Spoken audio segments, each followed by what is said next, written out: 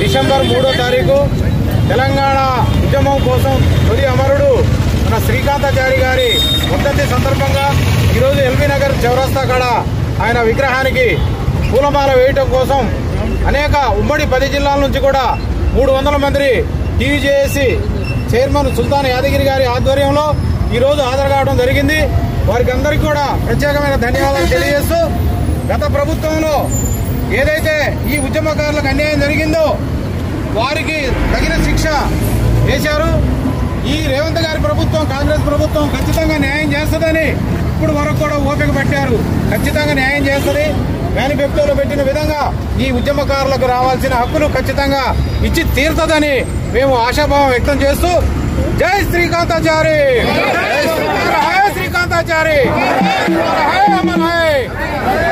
జై